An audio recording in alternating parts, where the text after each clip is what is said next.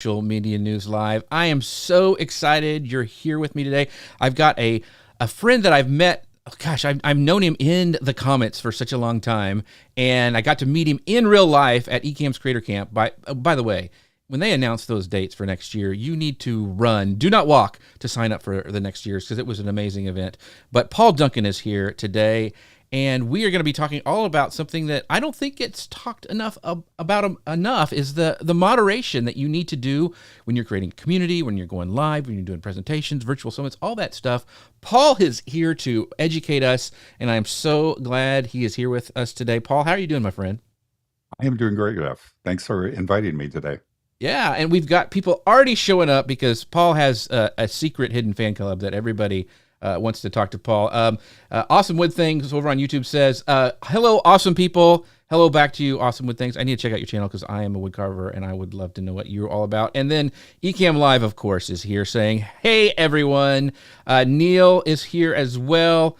And it's Jeff. Who's moderating, Paul, since you're here? It's freaking me out a little bit. It's Jeff and Paul. We love seeing the two of you together. Thank you so much for that. We've got just tons of people showing up.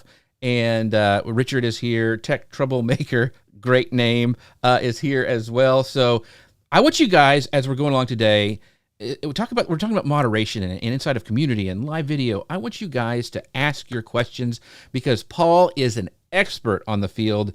And I want to make this show as much about what you guys need to know as possible. So ask those questions as we're going along. And also, if you know somebody who maybe is doing a bunch of live videos or doing a virtual summit, and they're like, oh, moderation, I didn't even think about that.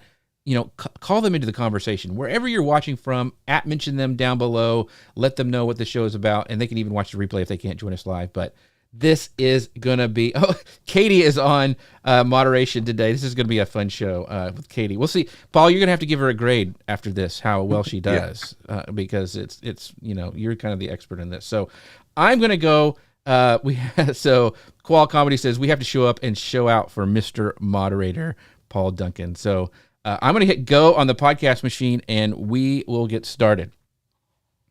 Hello, folks. Welcome to Social Media News Live. I'm Jeff C., and you're not. And this is the show where you keep up to date on what's happening in the world of social media and so much more. And today, if you've ever wondered what it takes to excel in the art of online moderation and event management, maybe you're curious about the strategies that make digital interactions both engaging and safe, or maybe you're considering stepping up your game in managing online communities and events. If those thoughts have crossed your mind, today's episode is just for you. We're excited to introduce a guest who has mastered the realm of professional moderation, from navigating the challenges of large-scale events to crafting secure online spaces. Paul Duncan will share his invaluable experiences and practical tips. So sit back, clear your schedule, clear your mind, and get ready for this week's episode of Social Media News Live. Paul Duncan, how are you doing today? I am doing great. Thanks for having me. Man, I don't know if we've had so many people show up for somebody. Just everyone is like, hey, Paul, hey, everyone's, Valerie's here. We've got George, who is also at Creator Camp. George, it's great to see you. Everybody is in the house today, so this is going to be a fun show. Once again, ask Paul your questions. But if you guys are joining and you don't know who Paul is, I want to introduce you to him. If Paul is more than just, a professional moderator, he's also an educator and mentor. With over 35 years in the telecom industry, Paul has worked with some of the top companies such as Cisco, SGI, Sonic Wall, Brocade. After unexpectedly retiring in 2018, Paul set out to explore how he could apply his expertise and his experience, and it didn't take long for Paul to make a name for himself. Since 2021, he has been moderating for big names such as Ecamm, Doc Rock, Adrian Salisbury. He's able to moderate events ranging from hundreds of attendees to over 10,000 attendees. So his hard work earned him a place on the Ecamm Academy team. Paul is a frequent moderator at conferences and summits, and you can find him coming up all the time on Ecamm Live, Doc Rock Show, Adrian Show, and Take One Tech. He's also the moderator for India Delgado, Tom Buck, Matthew O'Brien, Mr. Camera Junkie, and so many more. Paul believes that knowledge should be shared, so he created an online course in moderation, in moderating a 2,000 plus blocked word list to protect streams and lists of known spammers, and he's passionately working on his own moderator certification program too. Wow, Paul, we were joking before the show, like, you're retired? What? I can't believe this. All the stuff you're doing. I was retired. So we're going to get started with the show today. Once again, ask your questions, but I kind of wanted to go right kind of your origin story, Paul, like how you got started in this moderation journey. And you were in the telecom industry and now you're doing this. So kind of tell us what inspired your shift from this long-term career in telecom to this professional moderation. Well, in 2018, the company that I worked for was sold, and as part of that, I was in the package deal that I got to stick around for a little bit to help them transition, and then yeah, I was done. So I was suddenly faced being out of work and being over 60 years old. I think at that point I was like 65. Um, it was kind of hard to find a job. And so ultimately in 2020, right before the pandemic really started taking off, I decided to retire. And then some things changed in life and stuff like that. And I had a friend that's a life coach, and she wanted to do some live streams and look at doing, videos and stuff. So I started doing research for her on how to go about doing that and all that stuff. And that's how I found Ecamm. And so as I started investigating and working with her, she decided that the time wasn't right for her. And knowing Doc Rock and some, having been on his stream and stuff like that, he made me a moderator in the fall of 2021, I believe it was. And then it just started snowballing from there. The next month, Ecamm was doing a Leap into Live event and asked me if I would help with that, which I did. And then shortly after that, Ecamm made me a moderator of their channel. And then it's grown from there. But I came into this knowing nothing. I didn't know what I was doing, how to do it, or anything like that. I've made mistakes. I have wiped people's comments out in error. I have banned people in error. And it's just, you just have to say, I'm sorry. And I've learned a ton along the way, but it was all like self-taught. Yeah, and we'll get into that because I want to kind of go through some of the lessons that you have learned. And by the way, we've mentioned Ecamm a couple of times. I want to do a shout out to them. You can find out more about them at socialmedianewslive.com/Ecamm. They do sponsor the show. I was a user way before they we started doing this partnership together. But once again, if you have not tried them out, you need to go to socialmedianewslive.com/Ecamm. And by the way, they're going to be at Podfest, and I'm going to be at Podfest, and we are doing a meetup with myself, Paul Gowder, and Ecamm, and we're going to be meeting the day before Podfest. So if you're going to be in Orlando and you want to meet up with us, it's going to be at Hollywood Studios. We're going to be very, very low key, and we're just going to hang out, talk, and walk around, eat a lot of stuff, and ride a lot of rides. So we got to get Katie on Rise of the Resistance. So that's the whole goal of the whole day. So if you want to know more, go to jeffc.com/Podfest meetup and sign up, and we'll give you updates all about that. So anyway, so we also have some questions. Some comments first. Valerie says, Paul's word list is everything. And if you're wanting to find out more about Paul's blocked word list and some other stuff, you can go to mrmoderatormerch.com. That's mrmoderatormerch.com. And you can get that list right there. And everybody is going, oh my gosh, this thing is amazing. George asked this question, Paul, is the blocked word list multilingual? No, it's not. It's only in English. Okay.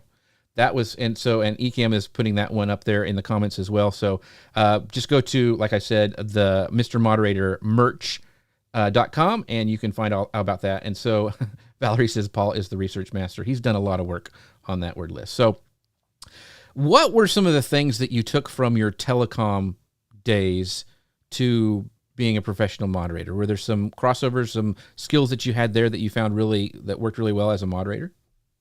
I think a lot of it had to do with organized, because dealing with phone systems and people and stuff like that, we had to keep things together and organized, and then thinking on the go. Things blow up, things happen, and you have to kind of stay calm, which I'm not 100% good at all the time, but yeah.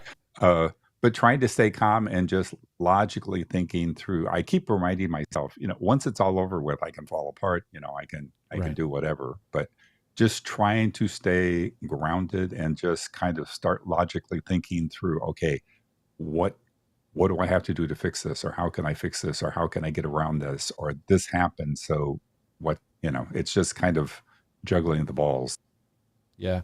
So when you first started, like, can you remember any of the like defining moments of like key aha? Oh, I need to do this now as a moderator, and maybe even like tell us your path of like, okay, this is why I came up with this word list that I'm offering to people. It came out of a need, I'm sure. So can you talk a little bit about that? Yeah, it was when I first got started and doing DocStream and Ecamm and stuff. We were getting lots of bots and spam messages coming up, or people just jumping in and typing some crazy thing in. Mm-hmm. So I started looking around to see if there was some sort of a list, because in YouTube there is a place in Studio that you can put in a blocked word list, and we had maybe 20, 30, 40 words in there. So I started grabbing words that I saw coming up, or different phrases and stuff like that, and collecting them. And then I started researching the web and doing some other stuff, looking for um, kind of words that you don't necessarily want to use. And so Right. I did combining a bunch of things until I got this list put together of, it's over 2,000 words and phrases. And it goes from simple things. I mean, it's like you need to, as bad as the list is, and it's very explicit, but you need to kind of look at that list if you get it, because there are certain things like the word balls is in Mm-hmm. that list. Mm. You know, that could be a bad thing, but that could also be a good thing. If you're a sports person like Right. Keeley, you know, balls is a common word that gets used. So you need to go in and kind of edit the list for Mm-hmm. things that are okay for you, that you're fine with. But since we put that list in, we're not getting any of the spam, the bots, or any. It's been months, probably at least 9 months, since I've really seen a bot come in about the triple X girls and all this Right. other Right. stuff. Right. We don't see any of that anymore. So it's worked. So you mentioned YouTube. Is that list does that work for like Facebook and other channels too, or do you have to tweak it for the different channels? It was specifically designed for Facebook, but Okay. if a platform has some sort of blocked word list capability, you can use that in that one, in those. But YouTube was the one where most of the problems were happening. Mm, gotcha. And Well, so, Paul, Chris from Cast Ahead said, I just went ahead and got my Blockworks list from Paul's site. Thanks, guys. Yeah, and you even warned, I went to the website at Mr. Moderator merch.com, and one of the things it said on there, like, this is explicit. Like, this isn't like you warn people. So it is something, just be warned that if you go in and get it, that you do have to go through it, but prepare yourself. Like, get ready. So, yeah, one of the things that somebody had suggested, and I've been kind of working on, is going through that list and then grabbing those kind of, like the word polls or something like that, and mm, moving all those kind of moderate words up to the top of the list, so that it's a little easier to find those and edit. But it's some people said they've learned words they never knew existed before, from that list. yeah, Chris probably knows them all. But just kidding, Chris. One of the things that I wanted to, somebody's like, okay, I want to do what Paul does. Like, I want to be, I think I would be good at it. I want to be a professional moderator. What advice would you tell people who want to do what Mr. Paul Duncan does? To start out, as I did, I was on a lot of doc streams and participated. I would, answer questions, or provide feedback and stuff like that during the streams. And then over time, Doc saw that I was, interacting and being helpful, and that's when he decided to make me a moderator. I caution people to not make somebody a moderator just because they ask you to be. When you make somebody a moderator, you're giving them powers and stuff like that. So Mm, you kind of want to make sure that you understand the person. And the same thing with that too is, as a host, or the owner of a channel, giving somebody a moderator, it's not a lifetime achievement award. You can take it back at any point in time. If things are not working out, that's fine. It's, you can unmoderate a person, and Right. and demote them back to a normal person. But it's just showing up, being helpful, watching the group, learning what the crowd is like. And then once you get in and you are made a moderator, don't just start banning people all over the place. Kind of sit back, watch, kind of get an idea of how the host wants to work and stuff like that. But then just get your feet wet, show up, practice your skills and stuff, and then branch out to other groups, and show up for other groups and do the same thing, rinse and repeat. Hmm. And you just kind of fall into it, but you got to get your feet wet first. Yeah. And Ecamm, Katie over at Ecamm says you definitely want to trust your moderators. Would you suggest that instead of like going and looking for maybe a professional moderator like you, I mean, unless you're in part of the Ecamm fam or whatever, that you look at people organically in your community first to look for moderators? Yes. Okay. Yep. Yeah. Okay. I mean, people, if you're even just starting out as a brand new person running a channel, grab somebody that over a period of time and make them a moderator. It's going to make your life so much easier because at that point, you don't have to worry about dealing with comments and all that stuff. Your moderators are going to take care of that. And you need more than one moderator because they have a life too. Right. Their lot in life isn't to show up for all of your streams. I mean, many of us do that, and that's the way it is, but don't necessarily count on that. But bring people in, test people out, see if they work. If they don't work, take the moderation thing away. Thank you very much, for your help, but this isn't the right fit and stuff. But yeah, I mean, a moderator can really save your bacon in the long run. There's still people that love your word list that are talking in the comments. Chris, though, I think bought it for the wrong reason. He says he's increasing his bad word vocabulary one list at a time. So that's not what it was for, Chris, but there you go. That works. So I'm glad I could help. Yes, Tech Troublemaker says, yes, don't read Paul's list, just use it. Some other questions that had coming up was a Tech Troublemaker says, can you put emojis into the word list? Does that make a difference? Does that work? No.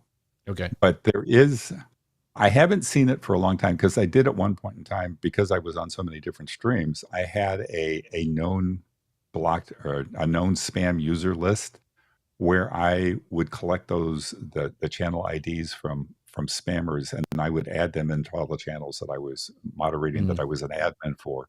I don't see a lot of that anymore, but if you do get something like that, just block them.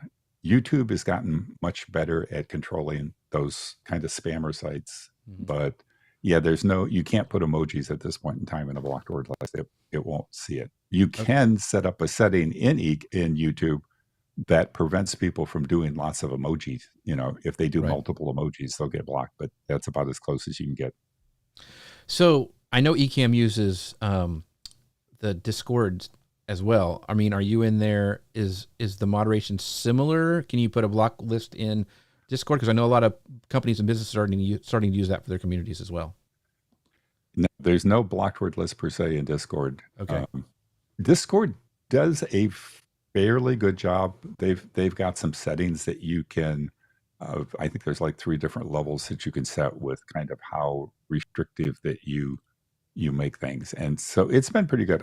We haven't had any major problems in that avenue within Discord. Occasionally it pops up and we just remove it, but it hasn't been too severe. Gotcha. What we see a lot in Discord, and I highly recommend anybody that has a Discord channel that sets it up so that people have to be approved and stuff. We have had, actually it was Facebook, where we get a lot of people coming in with porn videos attached to their request to join. That was on Facebook, but Discord's been for the most part pretty good. We just basically make them ask some questions, agree to the rules, and then they come in, and you just have to kind of keep an eye on things. But Ecamm's got a unique world. We kind of live in this happy little bubble For the Right. most part, the Ecamm people are friendly. We get some people coming in that we have to kind of teach them how to be kind and stuff like that. But for the most part, the Ecamm community is unique because we all like each other for the most part. For the most part. Yeah, that weirded bearded guy who comes in there every once in a while, you're like, oh, we'll let him in for a little bit. But one of the things I wanted to bring up, and Chris from Casthead says he equates moderation a lot of times like, somebody coming into your house party, make people feel welcome and serve everyone, and then kick out the overserved jerks. Such a great skill. And that's what Yeah. I want to talk about a little bit. Moderation, we think about like, okay, keeping the trolls out, keeping the people who drop in their links to their blog posts or whatever.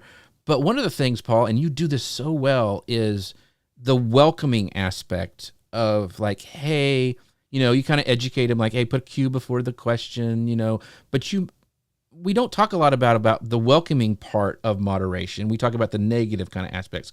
Can you talk about some of the best practices that you have learned about like the welcoming sequence when like a live starts or a virtual summit starts, what you kind of do to kind of set the mood?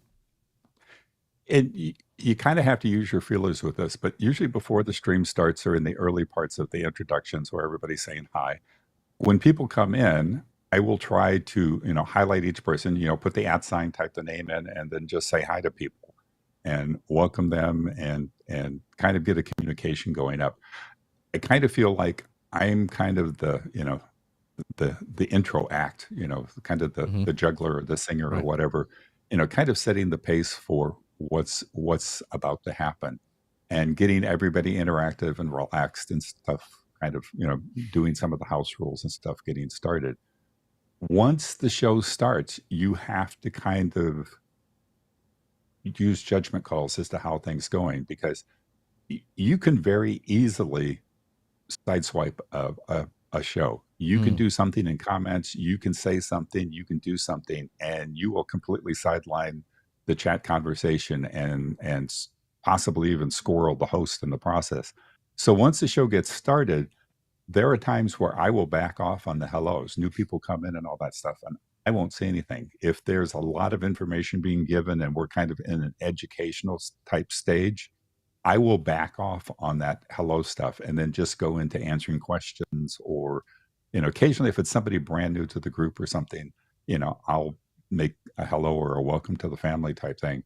But I try to back off on a lot of the chatter going on so that the host doesn't have to, see stuff. And we use the Q colon when people have a question because the host can go with Ecamm can go in and do a search for Qs and colons. Because if you just put a Q in, anything that's got a Q is going to show up. But by right. using Right. Yeah. Q colon specifically, you filter out all the messages and you just have to kind of tell people you need to use a Q colon. And so sometimes people will put a Q period and, that's going to get missed. So at that point, I just go in reminding people like that and then dealing with, if there's any crazy comments or something like that, getting rid of those or blocking those and stuff like that.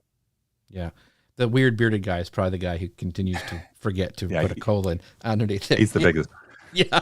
He's our So, biggest problem. I know there's a lot of problems with that guy. Equip Institute says, as a host, I learned from you to document my expectation for my moderators, which is a great idea to do. And I want to, because what you just said about the sidelining of the conversation, man, that's such a skill. And, when you're looking at moderators, you may not think about that. But I've been in virtual summits or live videos where there's an entire separate conversation that may be happening that has nothing to do with the topic. It's like friends are there together and they're just chatting away like, hey, did you see the Knicks last night or whatever? And it has nothing to do with it. Do you guide them back in? Like, is that part of your role is to like not slap them down, but like, hey, let's get back to the main reason why Yes. we're here. Yes. Okay. How do you do I that? will sometimes I'll just say, let's one of the examples is in one of the Ecamm channels. Um, it's podcast related. So I'll tell people, please keep your questions related to the podcast. And then I'll say, if you have questions that are not podcast related, you can post those in our Discord channel or our Facebook group, and then I'll provide links to join those groups if need be. But I will set in there and try to filter that stuff. The other thing that a moderator is good for is I can be the bad guy. I can do stuff. I can ban a person. I can get rid of their comments and all that stuff. And if people are going to be upset, they're going to be upset with me. They're not going to be upset with the host of the show and all that stuff. So I become the bad guy and take all the flack for certain things happening. Mm. That's a great thing to tell your moderators. Like, listen, you're the buffer between me and the riffraff. Make sure that you, if they need to understand that they may have to be the bad guy every once in a while. Correct? Yeah. And exactly. And it's important, as was brought up, that as a moderator or as the owner of the channel, the host, you need to kind of educate your moderators as to how you function. Now, I've dealt with stuff with live streaming pros. I've helped with some of their streams, and they have very clear cut rules of what you can and cannot do as a moderator, which is very helpful. And it's like, as a moderator in a YouTube channel, for example, you've got quite a bit of power. If I go in and I can remove somebody's comment, and it just takes that one comment out. Another option I have is the person is being a pain or a challenge. I can time them out. I can basically send them to the corner.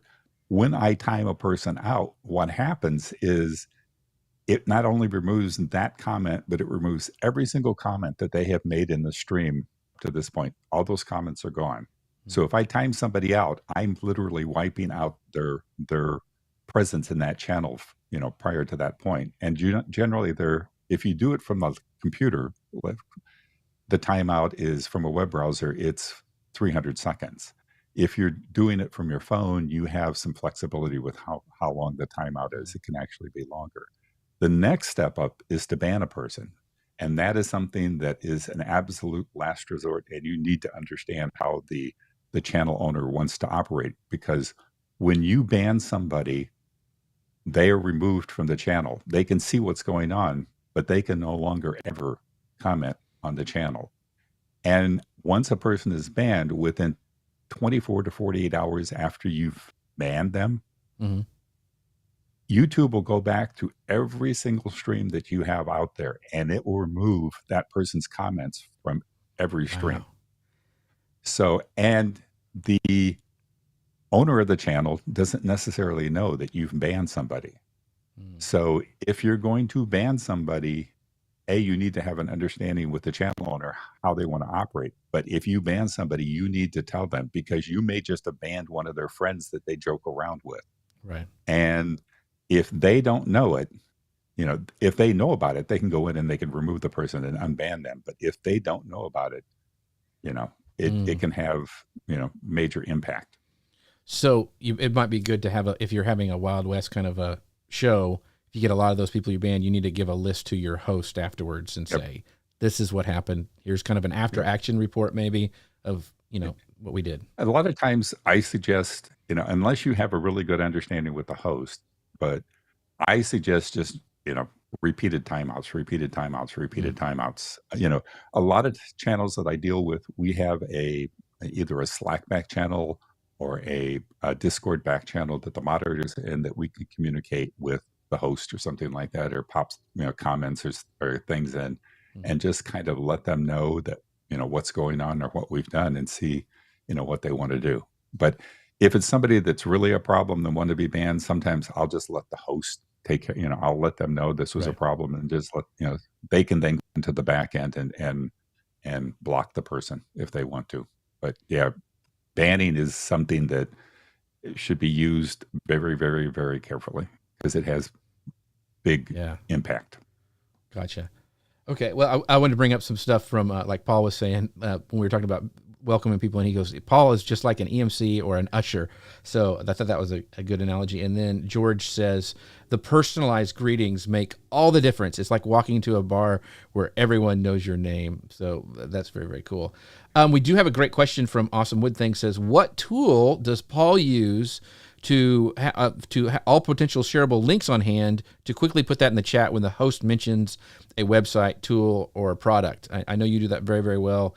Even when I'm on and I didn't even know you had it, you like somehow did magical powers and pulled up the link that I just said. Is there a tool that you use? Awesome Wood Things is asking.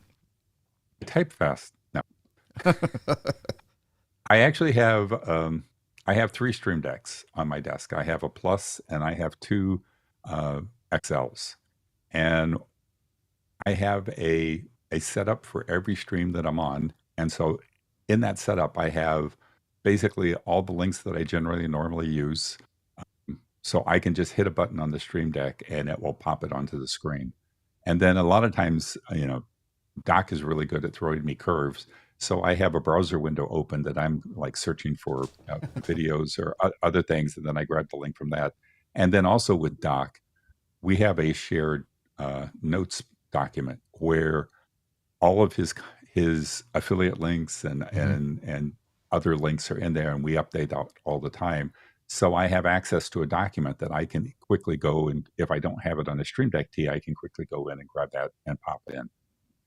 Awesome. Oh, Doc's in the comments saying, like, when it's an LGL stream, Paul will nicely tell people not to ask me Ecamm support questions.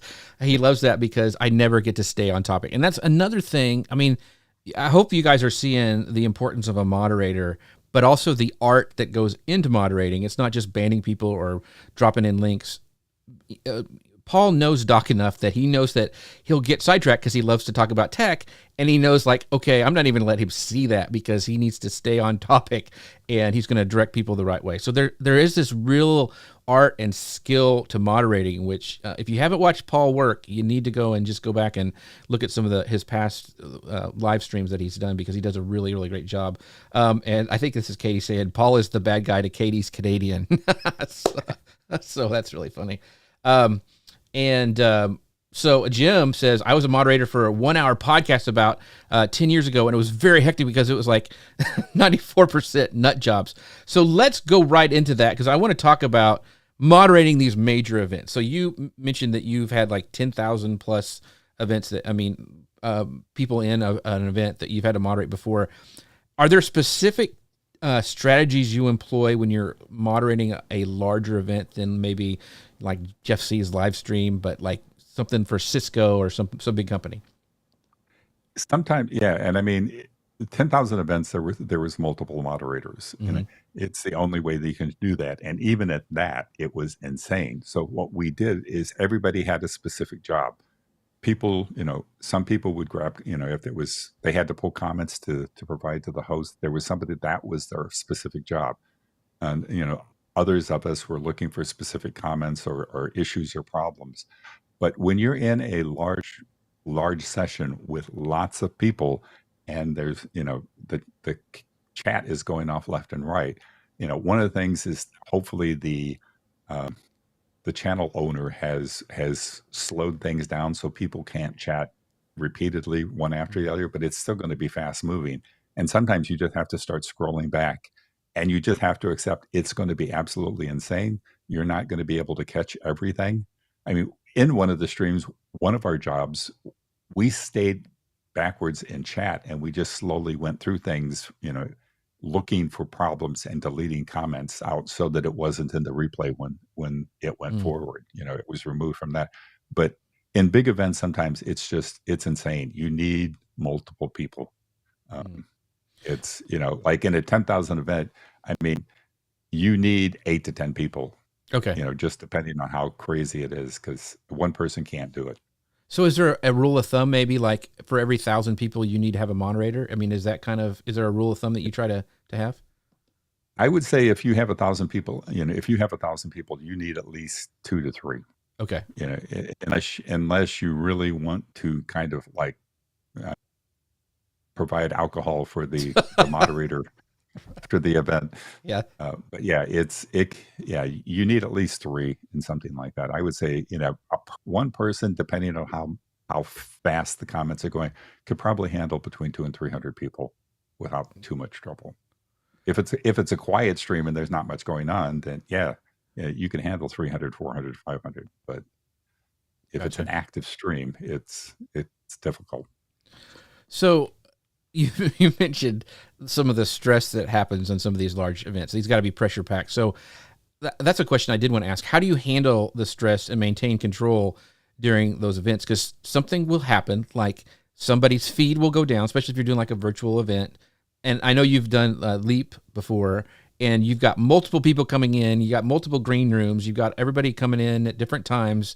That can be like, oh my gosh, this is a lot. So how do you handle that stuff?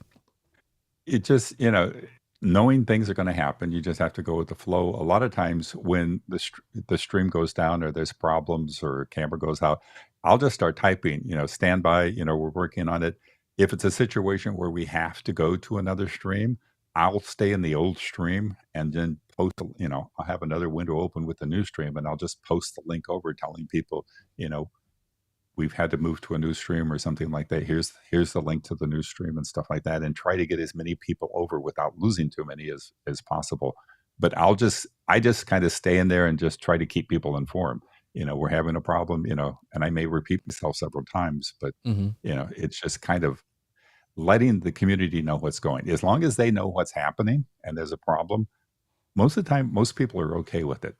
They'll hang with you and they'll kind of laugh about it too or something. Occasionally some people will make some choice comments or something like that. Right. But for the most part, people are pretty good and they will move with you to the next one when it comes up. Yeah, you mentioned the standby screens, and I wanted to talk a little bit about being proactive for problems. You know what I mean? Like you had that screen created like already. There's a standby screen you have. Are there any other things that you have like ready to use that you would say like, hey, any moderator needs to have this kind of stuff ready in case something happens? For the most part, it's kind of it depends on the situation because as a moderator, you're not necessarily putting up screens. You're only able to, Right. type in comments and Mm-hmm. chats and stuff like that. But I'll just come up with something on the whim. Basically, if Doc's having an issue or something, he'll feed back to me. I'll send him a message in chat. Are you down? What's going on? He'll give me a heads up on what's going on, and then I just go into chat and kind of explain, what's going on. We've had to reboot. We're sorry, we'll be back in just a minute or something like that. So a lot of times it's just me typing. I may copy and paste that and use it again. I'll put it in a notepad Right. and then, maybe repeat it again. But yeah, for the most part, it's those kind of things are kind of on the fly. You Gotcha. could have something this, sorry, we're having technical difficulties. Please stand by. Kick that up on the screen or something as a canned piece. But for me, I found it's just easier to just kind of do it, ad hoc. Gotcha. Well, we have some other questions that popped up from the when we were talking before about banning and some of that stuff. So Valerie asks, if you make a mistake and ban somebody, can you unban them? It depends on if you're an admin on that channel. Yes, you can go into Studio on the back end and you can remove them from the banned user or blocked user list, or the hidden users is what it's called. But as a normal moderator, you don't have that ability. Once you ban somebody, it's they're toast. The only person that could do that is an admin of the channel. They can go in and unban them. And the same thing with if you inadvertently remove somebody's comment, you can't put it back. Oh, Once okay. upon a time, YouTube had the ability that you could unblock the comment, but that's not there anymore. So once you block somebody, it's done. And the same thing with timeout. If you inadvertently time somebody out, what happens frequently is chat starts moving and you'll go to grab a comment and click on something to like put the person on a timeout or something, Mm-hmm. and the comments will move. And if you're not paying attention, you're suddenly on the wrong comment and you've now put the wrong person on timeout. And once you do that, you can't bring them back. You basically just have to apologize and they have to sit in the corner for 300 seconds Right. before Right. they can start to comment again. And the Gotcha. problem is they don't know anything has happened. The only way they can tell Oh, they possibly have a problem is when they go to try to type something in and the comment doesn't show up gotcha. in the stream. Gotcha. So, yeah. The Troublemaker says this, check behind your mods. I had a moderator once block someone that was a friend of mine because they were having an argument. So yeah, you have to constantly be checking. And this is a great question from Tech in the City. Do you or how do you maintain communication between the channel owner and the moderator? Now, does this change between different people, I'm assuming it does. Sometimes there's nothing, Oh, yeah. and sometimes we have some sort of a back channel. It could be frequently with Doc, it's a text. I text him. Uh, we've used Discord before, where Doc had Discord in his ear, but nobody else could hear it. So I could say something to Doc, and he would hear it, but nobody else heard it. I could talk to him that way. With Mr. Camera Junkie, we have a Discord channel where we can communicate back and forth. All of his mods can be in, and he monitors it during the stream. So if we say something, he'll catch that.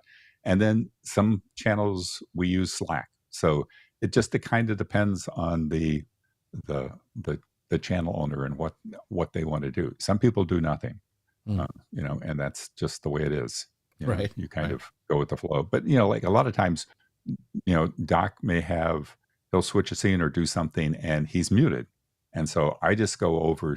People are commenting uh, into Ecamm or into the chat sessions with their Right. comments, but there's a lag there. So what I do is I go directly over to chat and I just put, mute, mute, mute 3 times in capital letters. And then he sees those types of things and can adjust from there.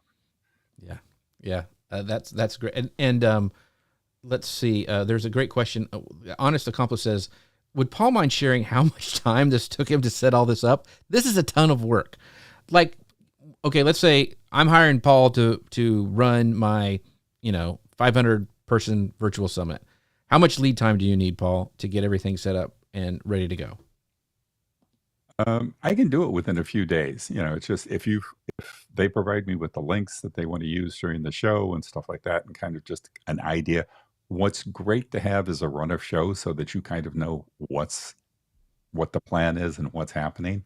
I mean that's like the icing on the cake. It doesn't always happen. It's a rare that you get that. But if I can be provided with the links up ahead of time, I can create a Stream Deck page with the buttons and everything so that I'm ready to pop stuff up. And but it doesn't really. I've done it enough times now that I know kind of the process and the flow. Every stream is going to be different. Every event's going to be different, and some of it is you just kind of have to jump in and start you know pedaling and Mm-hmm. you know see how the river runs. But like I said, if I have a couple of days notice with links and stuff like that, I can get myself pretty much set up and ready to run. Gotcha. Awesome Wood Thing says, what notes doc? We're getting in the nitty gritty here. Which notes doc do you like? Google Doc, Notion? How do you, when you're, I'm thinking when he's talking about pasting links back and forth, what do you use? With Doc, we just use notes in on the Mac. The standard note is a shared page or a shared note that we have, so he can make changes to it. I can make changes to it, and we both have access to it all the time. I've used notes for a lot of things for our Notions for notes and comments for stuff that I'm working on that I'm not necessarily sharing with people or something like that. I have created Notion things where I have shared with people on stuff, but it kind of depends. It's probably between notes, the Mac notes and Notions. A lot of times is what I use. Gotcha.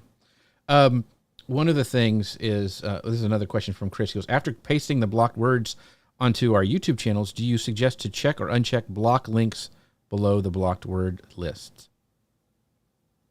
He's getting nerdy on us, Chris is.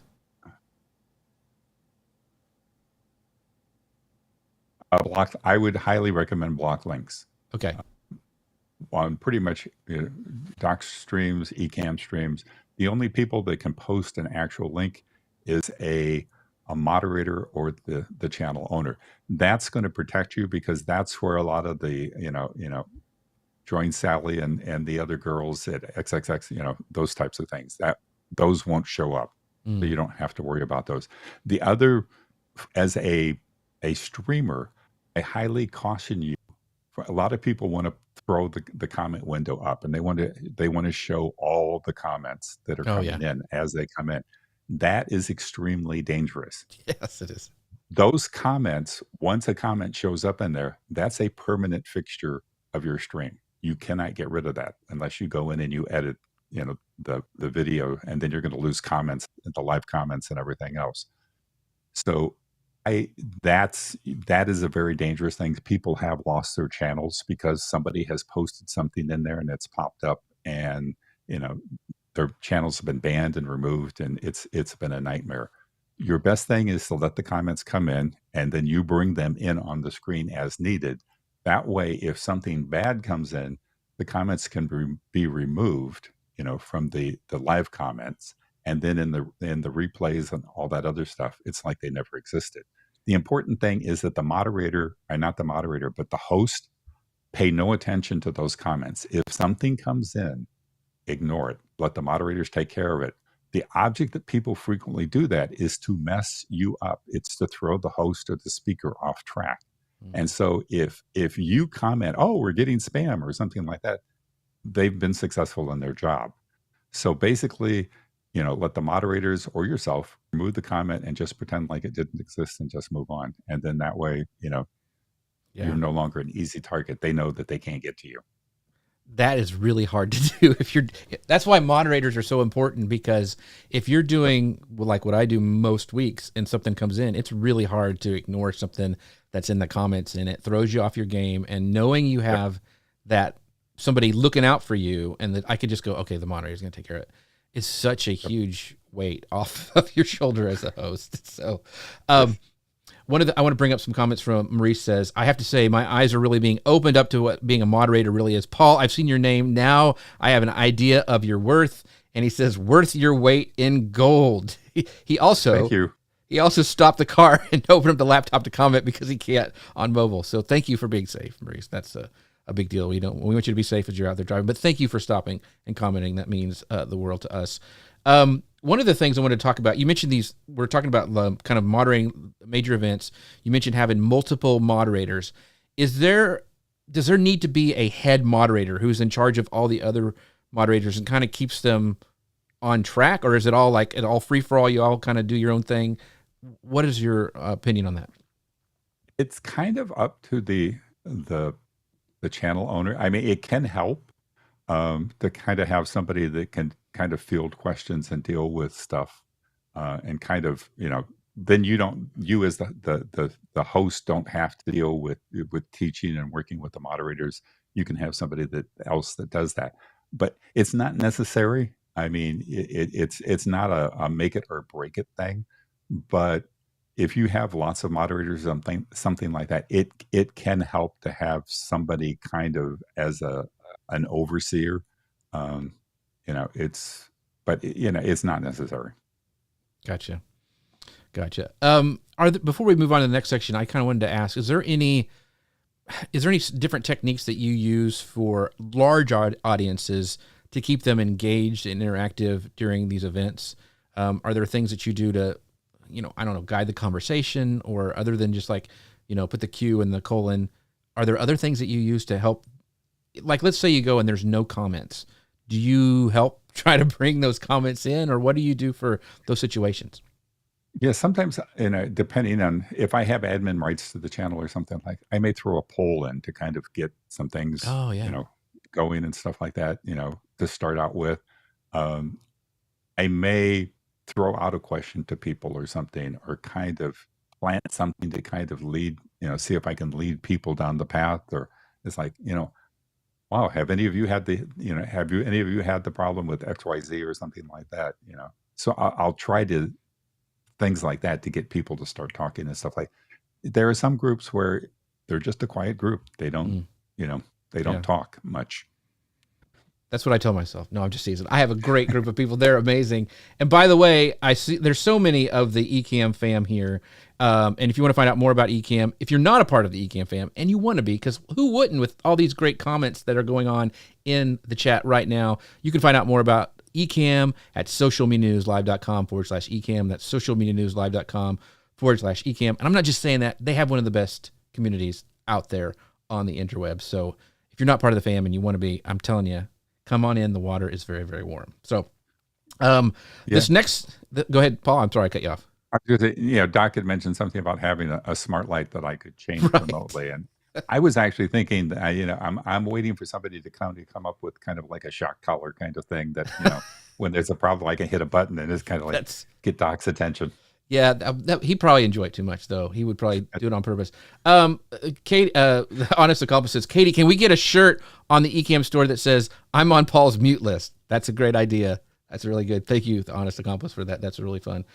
So this last section, yeah, this is Gary says that it's dropping gold bars everywhere. One of the things I wanted to bring up towards the end, we're talking about some tools and techniques and this community safety, because this is a moderator to me is just so much part of the community, which makes community happen, which allows a safe spot where people can ask questions. Are there any essential like tools and software that you use for moderation across these different platforms? Text Expander is a good one where you can create shortcuts. I use the Stream Deck a lot. One of the problems with the Stream Deck is that it occasionally has an issue between communicating between the Stream Deck and the Mac, and it sometimes will change characters and throw punctuation, stuff like that. So you have to kind of be careful when you're pushing buttons. You kind of have to, and I've been caught several times doing it, but you kind of have to recheck what you hit before you push the send button. But the other thing is Text Expander, because you can create shortcuts, and like you can do semicolon QQ, and then it would type out, your question should look like this, otherwise it's just a comment. So Text Expanders are good. The two biggies that I use are Stream Deck and Text Expander. Gotcha. So are there any other like so let's talk not so much about moderating live events, which we've talked about a lot with your list and everything, but let's just talk about like inside of Ecamm's community, like their Facebook group or their Discord channel. So are there some techniques that you use? Because you're not so much pressed for time, like it's a live event or something's going on. You're kind of just moderating inside of a community. Are there any other techniques that you would like to like highlight on ways to foster engagement and communication inside of, I guess, slower communities? Like, when, you don't have that pressure of like, okay, if I screw something up, or it's not scrolling by in real time. It's more of a post or something like that. Yeah, in Facebook, it's mostly encouraging people. Facebook can be its own challenge too, because comments can be made in Facebook, but you don't necessarily see it because, as you say, it's not a live thing. So I get notified of when, stuff is posted in Ecamm, most of the time, because we have a lot of protection built in so that it can't get there, but there are channels where people have posted porn videos, and, it has gotten close to happening in Ecamm, but for the most part, we've got it pretty much secured to the point that a lot of that stuff doesn't get in as easily anymore.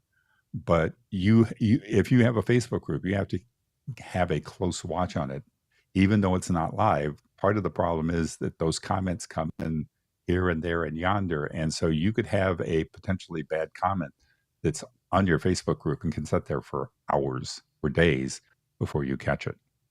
So it has its own unique set of challenges. So because I'm assuming Paul Duncan isn't on 24/7 is there certain times you check, or are there certain softwares that you have that will flag you? Like if like something blows up, let's say like at 1:00 at night, you get inundated with a spam attack. Are there warning bells or systems you have set up that will help that? Not really. Okay.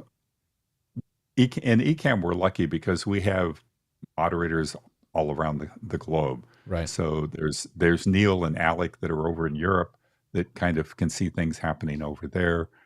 So we're kind of pretty much covered, most of the time. So if there's a big problem going on, the other thing with Facebook and even in YouTube, in Discord, we have a moderator channel that we can post comments in. So if we take action on somebody, whether it be Facebook, it might be YouTube, but generally Facebook is the key culprit. If we get rid of somebody or take somebody out, we post that in that Facebook moderator group.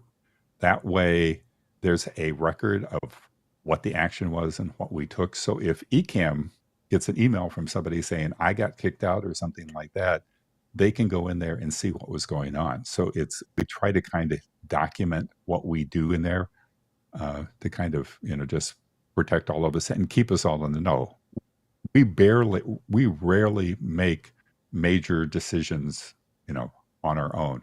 If I see something that, I don't think is right, I will post it to all the other moderators and say, this is going on. What do you think? And then, because I have my own personal opinions and stuff like that, and my own little idiosyncrasies. And it's like, is this bothering me on a global path, or is this just something that's personally off, to me that I'm just taking personally, and it's not that big of a deal. So we'll ask those kinds of questions amongst each other, and then we generally make a decision, as a group. Yeah, take this out, or block this, or do something like that. Oh, that is great. Having that, I guess, group of peers makes it a little bit easier where you can bounce stuff off, because sometimes we don't know. Like, there's things that, you see or hear, and you're like, what? And having somebody that like, what did they mean by that, is, I think, a really good thing.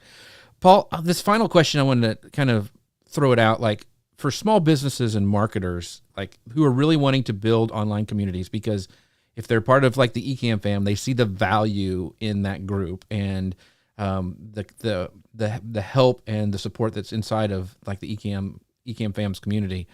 What are some of your top tips for people who want that on moderation and creating a positive space? A lot of it is documenting what you're looking for, what your expectations are.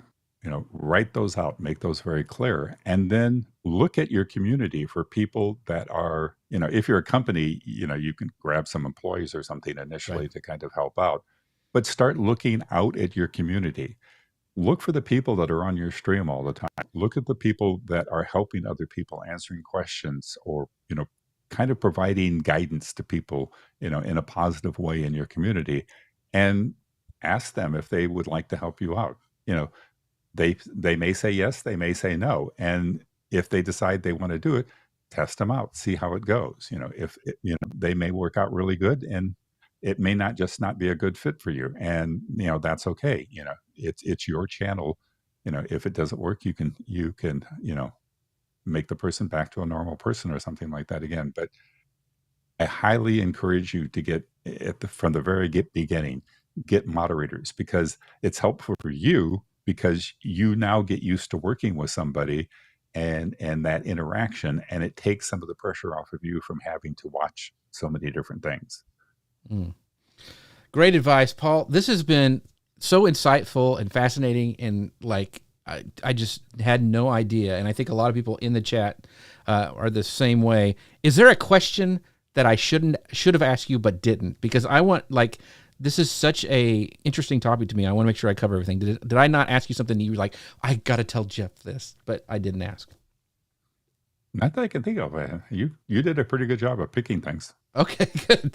Unless anybody else has a question out there. Yeah, so Doc says he picked Paul because he's handsome. So that is another thing for a good moderator. But Paul, we got a couple minutes left. I want you to be able to tell people where they can find you, what you've been working on, and I'll pull it up again, your blocked list that you have, where you can find out at MrModeratorMerch.com. I think some people even already grabbed it today, but talk about all things Mr. Paul Duncan. I have a YouTube channel. I have been kind of light in the last several months. I was starting to put out videos on moderating, and I've gotten a little busy. So I'm hoping to start going back and putting things out, maybe a couple times a month on that, little tidbits and things. But I have some basic, how to moderate videos out there, and then I answer people's questions too if they have it come up. So, I'm out there. I'm, like I said, pretty much any Ecamm stream that there is, I am on. The only thing I don't do is on Sundays. I kind of try to take Sundays off. So Smart. Occasionally I'll pop up. Sometimes I'm lurking, but yeah, I'm around. Most of the time you'll find me on Discord, Facebook. If you have questions, feel free to ask me. I'm available. And don't forget about Mr. Moderator Merch.com, where he has his blocked word list, which is an amazing resource. And with that, don't forget our amazing sponsor, Ecamm. You can find out more about them at socialmedianewslive.com eCam. I appreciate all the eCam fam showing up today, picking Paul's brain, and let me tag along as well. And Valerie says, what a wonderful, informative interview, Jeff. Great questions. Thank you, Valerie. I appreciate you. I appreciate Doc, the honest accomplice, everybody who watched today. Once again, socialmedianewslive.com/eCam. And with that, we'll see you guys next week. Have a great weekend. Bye, everybody. Thanks, everybody. See ya. Bye.